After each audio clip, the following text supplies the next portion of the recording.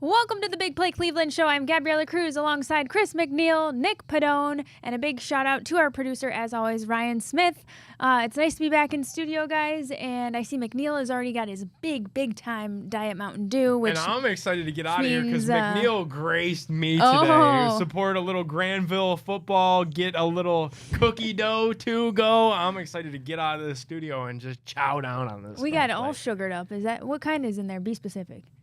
I think it's chocolate classic chunk. Yeah, classic chunk. Ooh. Classic chunk. Keep it classic. Thank you for supporting Granville football. Go Blue Aces this season. It's going to be a big year for the Blue Aces. There you go. There you go. We sold a lot of cookie dough, so the parents did our part right off the bat. So let's see if the players can now respond this season. Well, it's time to put on the pads for our Browns for high school football. Got a packed show today. Yeah, we do. We have a lot to get to. Real quick off the top, want to congratulate Ty Dillon. I know we'll hear with his interview upcoming, but really great run for him in the in-season NASCAR challenge and a chance at $1 million. He just fell a little short, but what an exciting journey for him. Congratulations to him, and congrats to McNeil on your Sick Flacco shirt, by the way. Did you like that? Yeah, I was really noticing that when you walked in, so I wanted to give you a personal shout out as well. The time to name a starting quarterback here soon. I think it's going to be week by week this season, but this week is definitely going to be Flacco right now, and so I figured this shirt would be very appropriate with the news that came out with Kenny Pickett, unfortunately having a little bit of an injury right now. We'll see. Everybody's kind of struggling, but we'll get into all that. Yeah, let's hit our Cleveland headlines right now. This is all brought to you by our friends at Fairway Ford.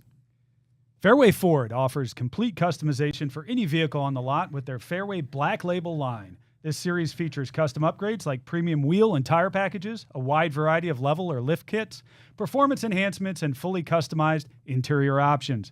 And every Fairway Black Label truck comes with a Rhino spray-in bed liner. Whether you are looking for an aggressive off-road stance, a bold street presence, or a one-of-a-kind build, Fairway Black Label delivers. As a bonus, many of these upgrades can be financed for as little as 0% APR, depending upon the vehicle line. You dream it, they can build it. Visit fairwayfordohio.com to explore their current Black Label inventory or give them a call to just start designing yours today. All right, let's talk Browns since we were just there and talking about Flacco a little bit. And you mentioned it, Chris, but Kenny Pickett with this little hamstring injury, he'll be reevaluated later this week. But how do you think this affects the quarterback battle? I know some people were saying, hey, Shedeur, it'd be nice for him to get more reps. Could this really mix things up now? I think, unfortunately, where we're at right now is they're all kind of looking pretty sad from what I'm hearing out there in training camp. So it doesn't really give anybody a huge advantage. I think if, you had a case where Flacco was really killing it and then you see Kenny Pickett get hurt, you'd say, okay, it's really Flacco's job right now, which I do think he's got the leg up at the moment, but I don't think it's by a wide margin. You see the two rookies right now really trying to learn. But no, I think it's very marginal what this is going to affect over the course of training camp for Kenny Pickett. I think it's still a four-man race, really, and probably only a two-man race if you really look at it for that opening day. Yeah, I think this is really simple now. I'll disagree with Chris a little bit. I think that Kenny Pickett being out of the picture for just 1 week should clear the path for the Cleveland Browns to just put an end to all of this madness and name Joe Flacco as their starting quarterback. This was never really a four-man quarterback competition. Shedeur Sanders, as we're sitting here on July 28th recording this episode, hadn't taken snaps with the ones yet. He is, before they put on pads, he is pretty much throwing to equipment managers and the fourth string wide receivers on the roster. They're not preparing him as if he's going to be the starting quarterback. And if they were to somehow name Shedeur Sanders the starting quarterback, well, they haven't done a great job getting him prepared for that September 7th ball game against the Cincinnati Bengals. So I think Kenny Pickett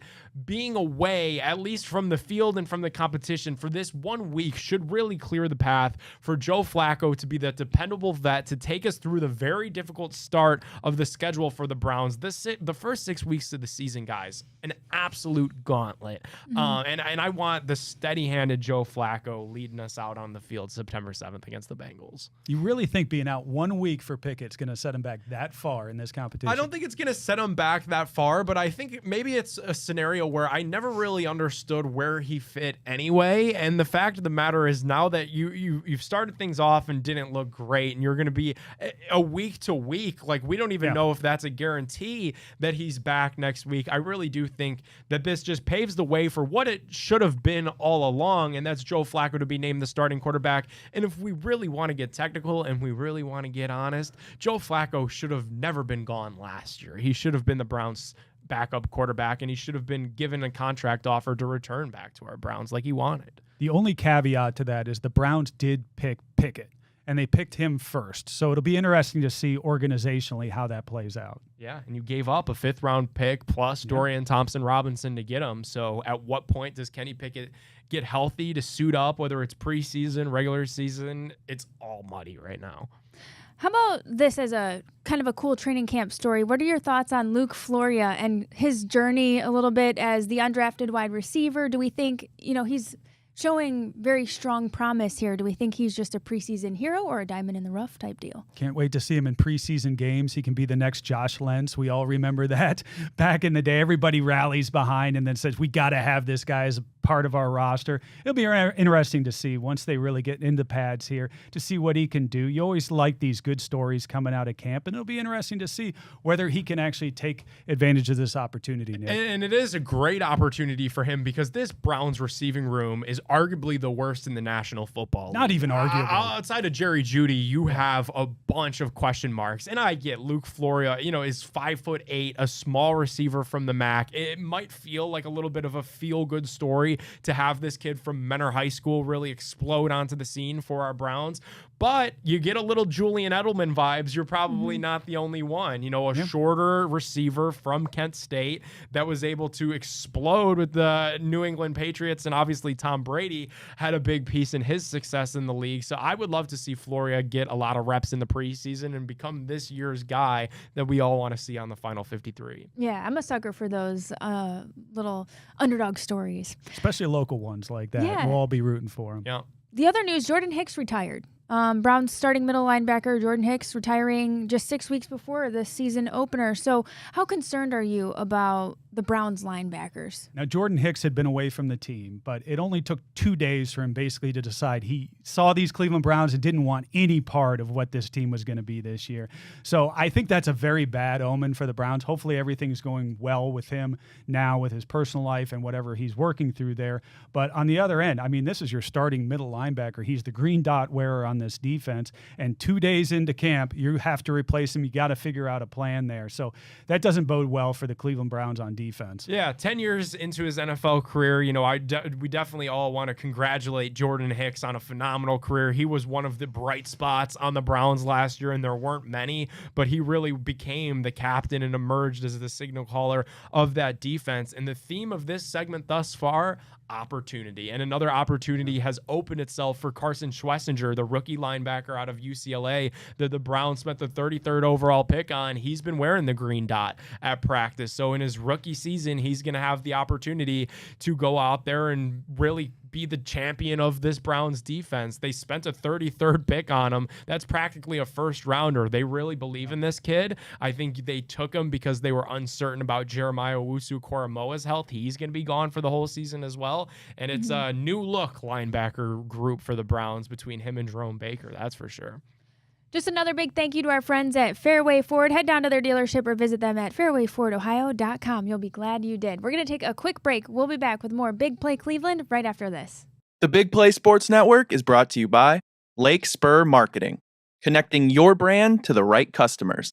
Visit lakespurmarketing.com today. Welcome back to the Big Play Cleveland Show. It's time for our Garage Beer featured interview. Garage Beer is the perfect beer for any occasion. It's small batch, no frills, no bitterness. It's just beer that tastes like beer. The garage is always open with Garage Beer. And now we are welcoming on a very special guest joining us digitally. Thank you for that. Television host, executive producer, sports writer, and NBA insider. It's Brandon Scoop B Robinson. Thank you for joining us. Thank you for having me. Hey, we're coming right out of the gates hot here. Is there still a chance that LeBron doesn't play for the Lakers this season?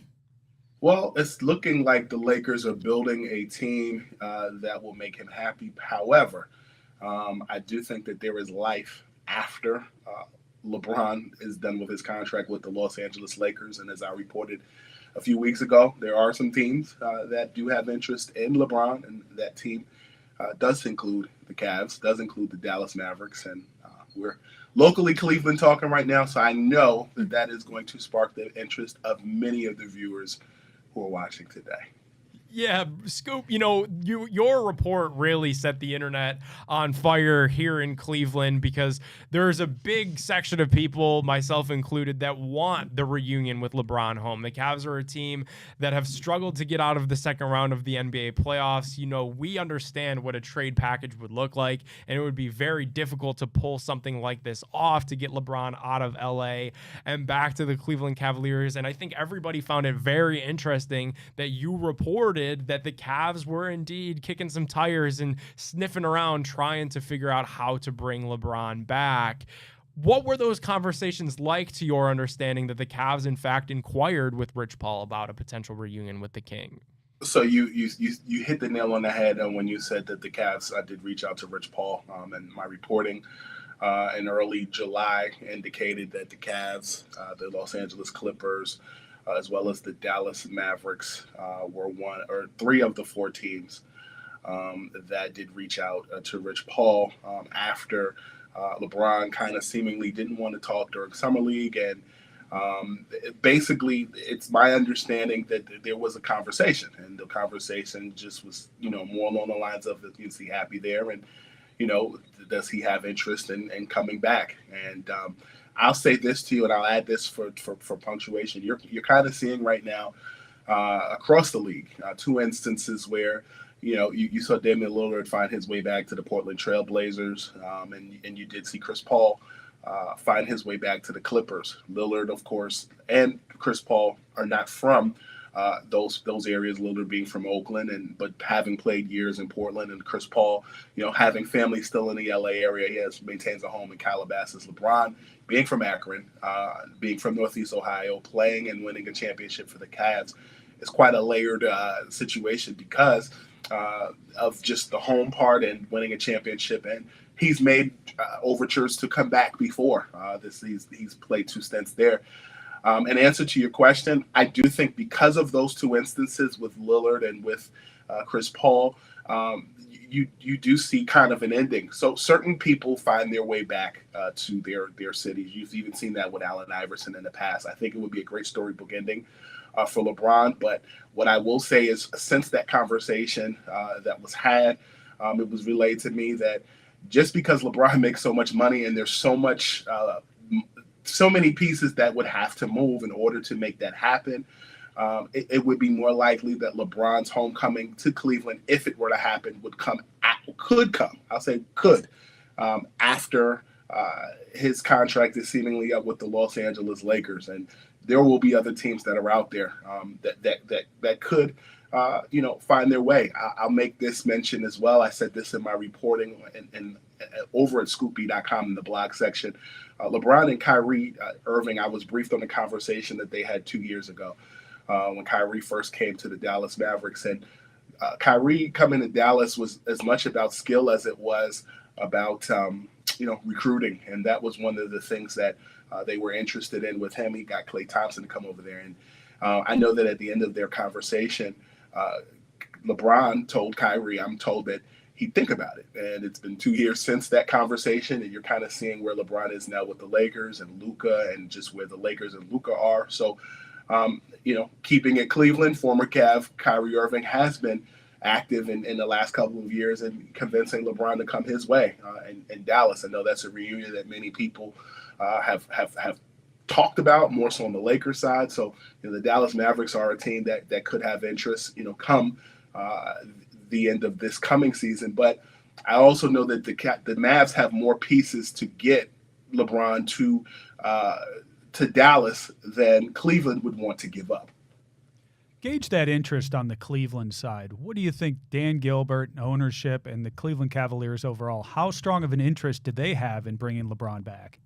From my conversations, it was more just gauging interest. The NBA is only but so big. People make phone calls. People have conversations. LeBron still does have a friend that works in the front office with the Cavs, so I'm sure there are a lot of conversations that are had that are Cavs adjacent or just hi, how are you doing? But from my vantage point, from conversations that I was having, all the noise that was being had on social media and the talk that was on 24-hour news coverage, it was really a courtesy call to just inquire about availability and whether there was real interest in him leaving the Los Angeles Lakers and coming to another team at some point.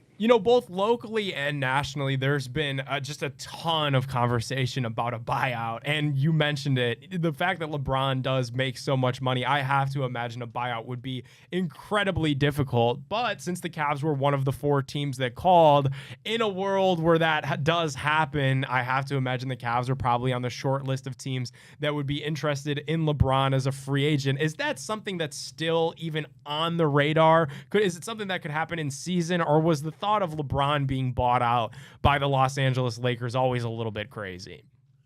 Well, I'll never say never. When you look at LeBron and you look at the fact that he has a no trade clause, I take the Bradley Beal example as a case study where he waited until I think it was like the 15th or the 16th of July to basically decide whether or not he was going to, even though it was quotation marks, whether or not there was another payment that was coming in and he wanted to, take advantage of his hard work plus his no trade clause and then find his way to the Clippers. I think Bradley Beal's situation with the Phoenix Suns and LeBron's situation with the Los Angeles Lakers is vastly different, however, but using the Bradley Beal situation as a case study, it's a matter of how much money you'd leave on the table, one. And two, I think it's a matter of the fact that LeBron has laid so many roots in Los Angeles. I remember in 2018 when I was reporting, this was after the finals, and I reported that LeBron was having a meeting with the Cavs, and there was just all this stuff. I remember even trailing his plane. I found the tail light and had information about that. He ended up flying into Van Nuys Airport, and when he landed, he ended up meeting with Magic Johnson later that day. And I know that a lot of times people will say, well, LeBron won't do this, LeBron won't do that. I think anything LeBron does is pretty much, it's obvious, but I think people overthink a lot. And so with that being said, even the fact that LeBron structured his contract the way that he structured it with the Lakers, the latest iteration of it, to me, it was structured in a way where he was accommodating the notion that his son would join him on the Los Angeles Lakers. And when I look at LeBron's son, Bryce, who is in college now, I kind of point to that some and say, if Bryce were to do 1 year in college, I feel like the team who would win the lottery or the team who would draft Bryce might be the team that LeBron may go to. And if history serves itself, when you look at Bryce James and you look at when you look at Bronny James and you look at the fact that he was the 55th overall pick last summer to the Lakers, I would use that same manuscript and look at where Bryce would land in a draft. So whether it's any of those teams, if it's whomever, if he goes the G League route, which I doubt because Bronny didn't go the G League route or he was a two-way player, I would kind of be paying attention to that if I was a team in the NBA. I think there's so many different scenarios, but I think since LeBron's played in the league, he's structured short-term contracts in comparison to like a Carmelo Anthony who signed longer when he was in Denver. So I just think the buyout thing is the easy man's way out, so to speak. To just win another championship in Dallas or to just win a championship in Cleveland. Listen, the Cavs won 64 games last year. They lost to the Eastern Conference champions, the Indiana Pacers, who lost to the Oklahoma City Thunder. Cleveland clearly has talent. It'd be a great storybook ending. When I look at the Dallas Mavericks, I look at the fact that there's so many key pieces on that team that either have some sort of connection to LeBron, Kyrie, the Cavs. You look at Phil Handy, who's an assistant coach with the Dallas Mavericks. Those are obvious things. But there is such a thing as pump faking and keeping people on their toes. And so I look at those 4 teams that I was given information about, but I'm also looking at the draft next year. If Bryce James were to go to the NBA draft, I think it would be interesting if Clutch and LeBron crafted a storybook or a story where Bronny James was his teammate with the Lakers. I think it would be pretty cool if somehow the Cavs were in the conversation and they were able to draft Bryce James somewhere, and then LeBron came home. Again, this is all speculative, but it's just things that I'm paying attention to, because LeBron kind of moves in a way that's obvious to some and seems more complex to others. Scoop, last one before we get you out of here. Talking all things Cavs, LeBron, the future of this team. The Cavs were mentioned as a dark horse suitor for Kevin Durant, and I think that kind of put our receptors up a little bit, that maybe the Cavs don't love the core four as much as they say publicly. What's your read on where the Cavs are at as a team and as an organization with the young pieces they have in place? That Kevin Durant portion is interesting, only because to me at this point, Kevin Durant on Houston fits like a glove, because he was what they were missing in Houston. I will tell you specifically, even though you didn't ask, when Kevin was still a member of the Phoenix Suns, there were a myriad of teams that were calling the Suns quite a bit, and that was the Mavs, that was the Warriors, and it was the Washington Wizards, his hometown team. To me, when I got that information on the Phoenix side, Washington never made sense, because I just think they're a young team and they're figuring it out. Cleveland, to me, is a mix of being a young team with at least first place aspirations that didn't materialize in the playoffs. I just don't think Cleveland would make sense for Kevin Durant at this point. Cleveland, to me, seems more like a team that's really built, no matter how much people want to deny it or act like this is a team that has multiple stars on the team. It's still a team that's built around Donovan Mitchell. Now, it's not a team like Utah around Donovan Mitchell. You have pieces that complement him well. I just don't see Kevin Durant really at this point in his career really being in a Cleveland situation. And so, to your question about the young core, I'm gonna be honest with you. I really did like the addition of Lonzo Ball on the Cavs, because I think that when he came to the Chicago Bulls, there was this expectation, and I think had he been healthy, there would be a conversation about both he, Vooch, Levine, and even Kobe White,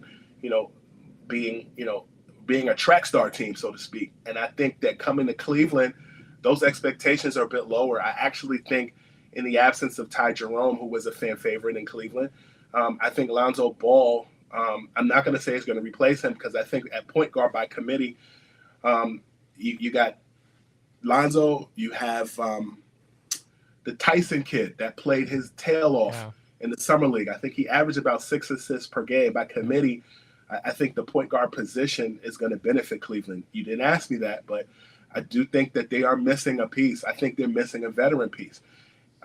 In a world where they brought back Junior, I think that you still need enough. I think that kind of shores up that Tristan Thompson could be out.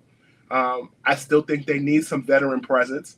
I know that there was a report that came out the other day about Kevin Love and the Lakers and the Knicks, and I really think the thing that the Cavs are missing is a veteran presence. Nothing I've heard, but it would be cool to see Kevin Love as a big man come back to Cleveland, because I think they need a little bit more veteran presence, like Tristan Thompson, that can still rebound the ball and can still dictate just what it's like to be a professional in the big leagues. Scoop, we really appreciate your time and all of the insights you've offered us, and even getting in your suit early, first thing in the morning for us. You're sharp. Looking good. You're looking as good as all your commentary. We appreciate it. Listen, only for y'all. For everybody else, no. Oh, man. Well, thank you so much. I know Nick is probably going to be salivating over some of the comments that you made about anything that related to a LeBron homecoming and all the other things that you offered. So thank you so much, and we're going to take a quick break. We'll be back with more Big Play Cleveland right after this. The Big Play Sports Network is brought to you by Garage Beer. No bitterness, no frills, no IPA, just beer-flavored beer. Find local retailers who sell garage beer near you by visiting drinkgaragebeer.com. Welcome back into the Big Play Cleveland Show. It's time for Bringing the Heat, presented by our friends over at Northeast Factory Direct. Whether you're remodeling your kitchen, updating your furniture, freshening up your patio, looking for a new mattress, Northeast Factory Direct is the place for you. They've got all of that in one stop. There's no fancy showrooms, no high-pressure salespeople. It's just high-quality items at unbelievable prices. And it gets even better for our listeners when you visit Northeast Factory Direct today in Cleveland, Euclid, Macedonia, North Canton, and you're getting ready to check out with all of the new furniture. You got your mattress, you got your new patio stuff, your new couch that's set to get delivered. You could ask for that extra special Big Play bonus, and you're going to get a nice hookup on top of everything. Go visit them now, northeastfactorydirect.com, but check them out in store and ask for that extra special Big Play bonus. It's time to bring in Jensen Lewis, and the first question's a fun one. Got the Colorado Rockies this week. Just how bad is this baseball team? Yeah, well, guys, we've watched the White Sox a lot here the last couple of years, and you didn't think it could get worse than what we saw last year, and unfortunately it did, and that's kind of where you are at the moment. But for where we are in the playoff race, you couldn't have had them at a better time. So nice to welcome them in, and hopefully you're able to take a series, if not sweep it. But by and large, guys, that's a tough loss over the weekend, just knowing that you basically had game one of that doubleheader, had a couple of things go your way, and then, Captain Jack Sparrow and Jonathan India hits the walk-off home run. So kind of a gut punch there, because you felt, man, if you take game one there after the rain out, then you got a lot of momentum headed into game two, that game that they won. And then unfortunately, you have what happened on Sunday. So here we are, guys, sprint to the finish, not only to the trade deadline, but also here in the second half as well. Hey, Jensen, let's talk about Stephen Kwan really quick, because he's hit 3 home runs in the last 4 games. One of those, 431 feet. I do remember interviewing him about what makes Jose so powerful, and he talked a lot about the length of his limbs and kind of the leverage scenario with it. I thought that was interesting, because now we're starting to see a little bit of power out of Kwan. What do you think his ceiling is as a hitter? Yeah, and Gabby, what's fascinating about Kwani is, we made a lot about, the bat kind of looking like it's got, the hockey puck on the bottom of it, if you will, and just the counterbalance and the way that it allows him to be a little bit quicker to the baseball. And that's always been the thing, right? It's not necessarily how hard you swing. It's that short path, and that, as our old hitting coach and former manager, Derek Shelton would say, short to it, long through it. And that's kind of where you see Kwani right now. And it's the beauty of our game too. You don't have to be the biggest guy to do a lot of damage. I think Steven has taken a nice step forward in the slug department, and it certainly paid off this past week. So, Jensen, Gavin Williams has been pitching well, 2.8 ERA over his last 10 starts, but the Guardians themselves are only 3-7 over that span. How demoralizing is that for a pitcher to go out and be pitching so well and not have the team then be able to back you up with the offense? Yeah, Chris, it's one of those things we would say about aces where, you get to the ballpark and oh, so-and-so's on the mound, and we don't have to worry too much about it, score him a couple of runs, and that's it. And, for years, guys, we saw that with Corey Kluber, a little bit with Shane Bieber. It is one of those tough things. And as a pitcher, you're just asked to go out there and do your job. So Gavin really, outside of him being able to hit for himself, can't do too much more than what he's done out there. So just continue to take the ball, continue to take steps forward. And guys, statistically right now, he's been your best overall starting pitcher in Cleveland's rotation. Jensen, is there an update on Shane Bieber? Saw that he was able to get through some quality work during his rehab start with the Lake County Captains. I know this is a organization and a team that's really excited about the potential of getting him back. And here's the weird dynamic headed into this week, Nick. I mean, there's a scenario in which you have a lot of teams that are scouting various starting pitching assets throughout not only the American League, but the National League as well. Is there a potential for a Shane Bieber trade? All of a sudden, because of the stuff he's shown in the rehab starts, you may see teams maybe try and take a chance, maybe float a trade proposal to Chris Antonetti, Mike Chernoff about, we're looking at sight unseen as far as him making a big league start this year, but we kind of like what we see in his progression back to 100% health. So that's kind of a narrative to watch as we move through the week. And I think ideally the Guardians go out, take care of business against Colorado and become buyers at the deadline and do it in a way that helps give this club a shot to be able to win and get into the postseason. You heard any new rumblings on the trade market involving the Guardians? Again, Chris, it feels so paramount to remember that pricing at this point, when you get this close, usually is astronomically high for guys that have team control or on affordable contracts. And that's really where we are with Quan, with Emmanuel Clase, even Kate Smith, I know has come up. So I know I told you guys last week, it's about a 25% chance. Nothing's really changed there for me. Heck, it might've gone down a little bit with Cleveland winning as much as they have. So remains to be seen. 11th hour deals happen all the time. And it wouldn't shock me if a scenario presents itself that could still surface. But, as we sit here early in the week and as we get to later in the week, then I think potentially we find out where the dynamic is by the time we get to Friday. Josh Naylor was traded to the Seattle Mariners this week. Slade Ciccone is my guy. Are we officially ready to say that the Guardians won that trade?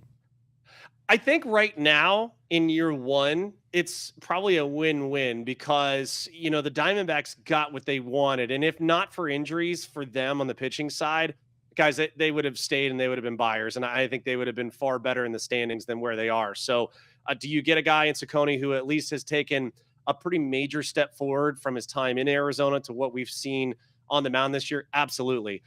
We've said this many times, guys, when we've talked, is that it was apparent this front office here in Cleveland was not willing to give a contract extension to Josh. And that is their MO, and that is okay for them to be. Am I agreeable with that? No, but that's the reason why you're here yet again at a trade deadline searching for more offense. You had it in-house.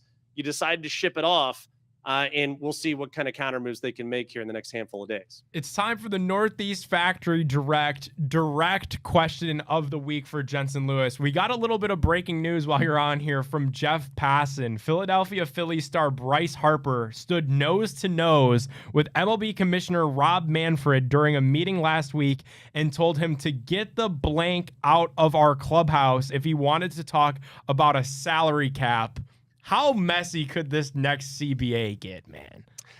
It's going to be bad. I mean, there's no sugarcoating it, guys.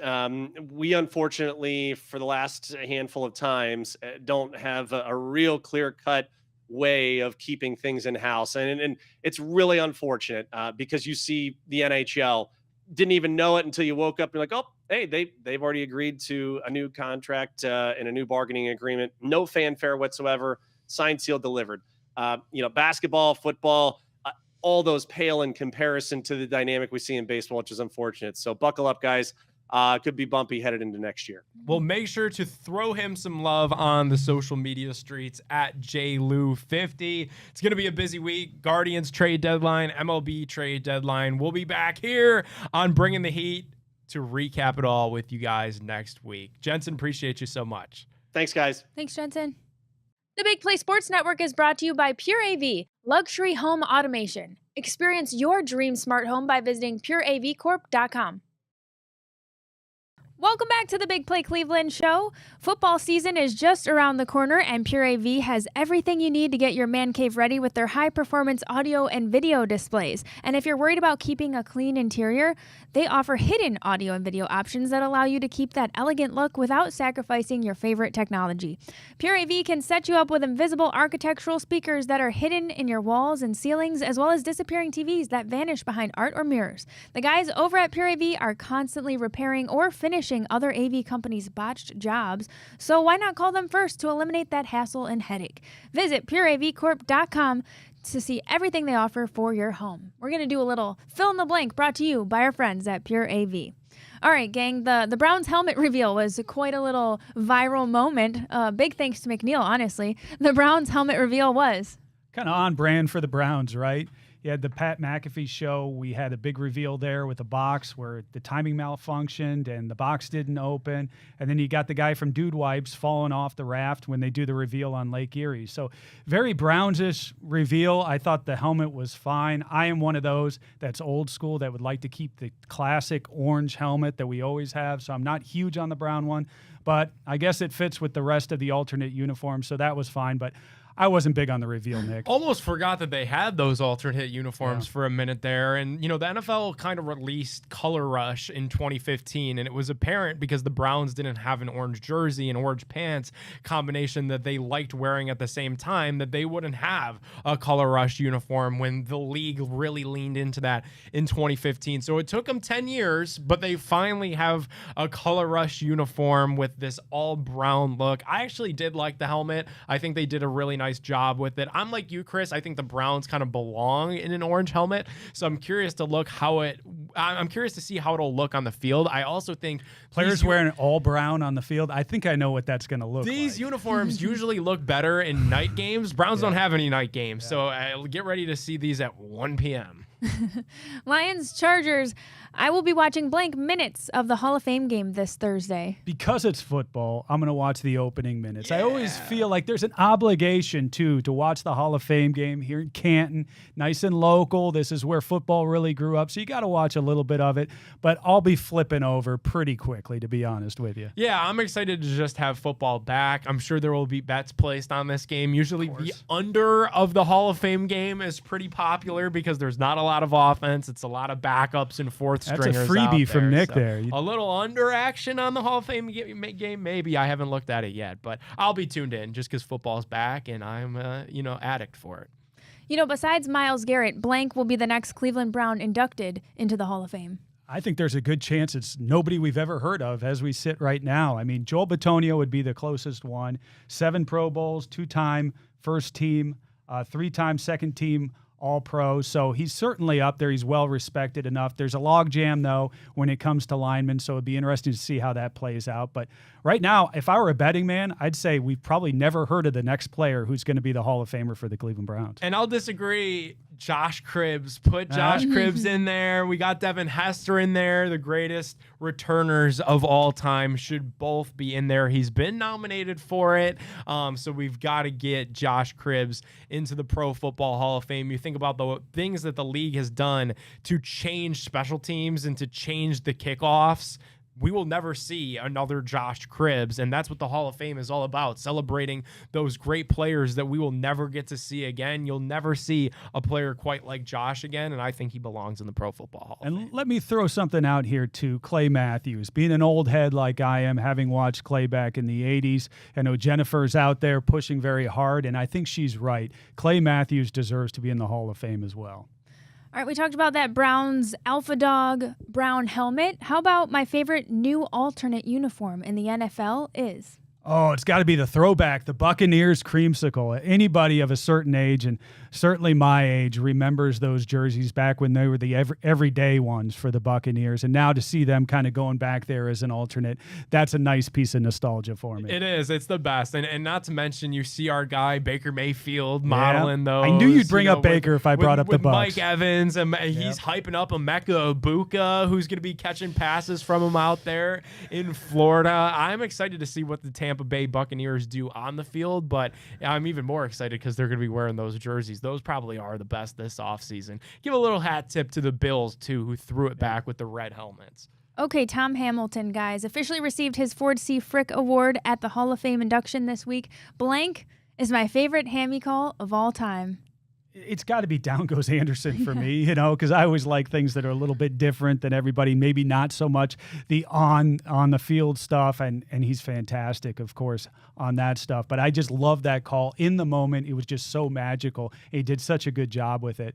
But, Tom Hamilton is the soundtrack for Cleveland every single summer, and it's just great to see him finally getting recognized. We've talked about it a lot on this show, but every time he goes, a swing and a drive, you just know something's going to happen. Sometimes, maybe it's just a fly out to right field, to be honest with you, but a lot of times it's a magical moment. Yeah, the excitement and the passion that he brings to Cleveland baseball every single day and has for all of these years, really my whole life. It has been the soundtrack to summer, and it was so awesome to see Hammy get that national recognition this week. It's much deserved, and I'm glad we're able to celebrate a living legend while his career is still ongoing. 36 years of excellence from our Tom Hamilton, and a couple of things things that I really appreciate about listening to him are not only his amazing vocabulary and verbal illustrations, which of course he's top notch, and his passion and excitement, as we pointed out, but also his ability to pause for the moment and let a moment breathe when something big happens. And the other thing that I think is unique to Hammy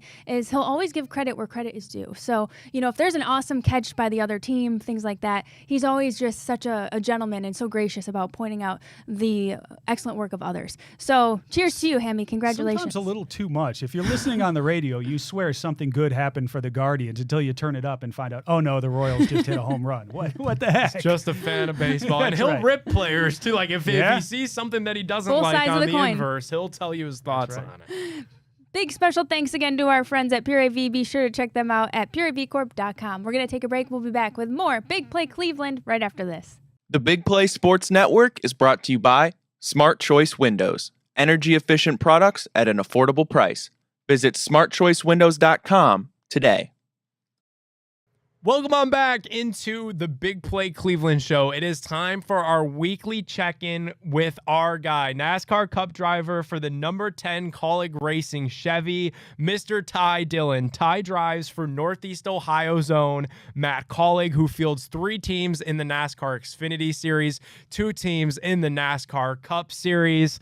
Ty, I want to start the segment today with sharing one of my favorite quotes, and that's, "Don't cry because it's over, but smile because it happened." And the run that you were able to give our fans here in Northeast Ohio and Colleague Racing fans everywhere during the NASCAR in-season challenge was a ton of fun. Obviously, not able to finish the job against Ty Gibbs at the Brickyard 400 over the weekend. But what did this run mean to you, your family, and the entire Colleague Racing team?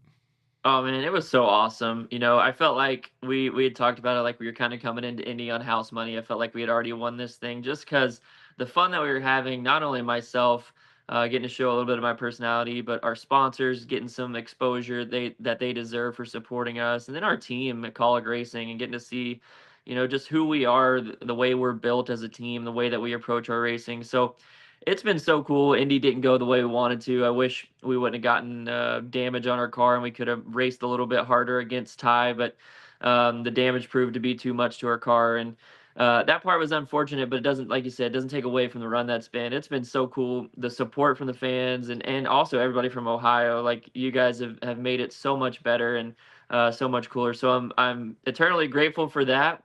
And the in-season challenge is over, but the rest of the season, we still have 15 to go. So hopefully we use this momentum and carry it on to a really strong last little third of the season. And hopefully the big moments continue to come. Ty, how's the focus shift now that this thing is over and you're able to put it in the rear view, no pun intended, but really pun intended, and, continue on with the rest of your NASCAR season here?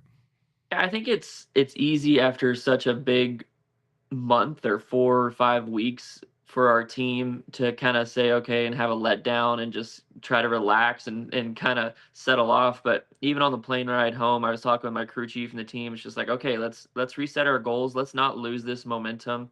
Let's find something that keeps us, focused, just like the in-season challenge to continue our year. So our goal is going to be going into Iowa this weekend is reset our goals and let this just be a springboard to the next best part of our year. Now, you haven't run in Iowa since 2016, correct? So it's a track that you've had success at, but it's changed a lot to my understanding. What's the mindset going into this weekend, Ty? Yeah, it's been a minute. I couldn't remember how long it's been, but it's always been one of my favorite racetracks. It's really cool. We call it like the field of dreams of NASCAR. It's in the middle of a cornfield, and if you build it, they will come. And so there's a great passionate fan base out there in Iowa, and to be going back for me is super awesome. The surface is really old and worn out, and they put some patches down.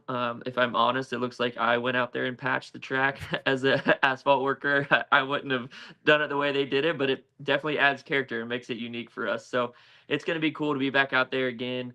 Something cool also I got going on. I'm going to fly out Saturday after our practice. I'm going to go to the Bristol baseball game with the Braves and the Reds. So I'm super looking forward to that too. Like, that's going to be a cool weekend. But won't be there too long. Got to get back and get focused for Sunday. I wanted to ask you about that because as a big sports fan, as a baseball fan, as a guy that, is a Braves fan, threw out a first pitch there this year as well. How excited are you for this event? I feel like it's been hyped up a good bit. Braves and Reds at Bristol Motor Speedway. It's going to be unique. Yeah, I'm really looking forward to it, just to see the environment that's created from our racing world into a baseball game. I think ever since I threw that first pitch out, the Braves season has only gotten way worse. So unfortunately, we don't have a whole lot we're fighting for. Maybe some draft picks in the future, but I hate that it's turned to that for a team. But no, I'm looking forward to it. It's going to be really good, and to see a great game. It means a lot for our sport in NASCAR too. That's getting some pub too. So hopefully the crossover works, and we're going to have a good time no matter what. Last one, Ty, before we get you out of here. Ty Gibbs did pledge to donate $10,000 to a charity of your choosing. Did you have anything in mind, or are you still working through that? Still working through it. I have 2 or 3 that are close to Haley and I, my wife, and we're kind of deciding what we should do with that. But I sent him a text. I thought it was really awesome. I appreciated his kind words afterwards, and he's a good young kid. He's growing in the sport. He's going to be a star for a long time, and I'm happy for them and those guys. I wish we could have just fought him a little bit harder there on Sunday if we didn't have the damage to our car. But on to the next one. For sure. On to the next one. Make sure to tune in to Ty's race in Iowa this weekend. Follow Colleague Racing on social media at Colleague Racing. Show Ty some hometown love, as our great Ohio sports fans always do. He is at Ty Dillon. Ty, we're so proud of you, man. Keep your head up and have a great race this weekend in Iowa. Thanks, guys. See you next week. We'll be back with more Big Play Cleveland right after this.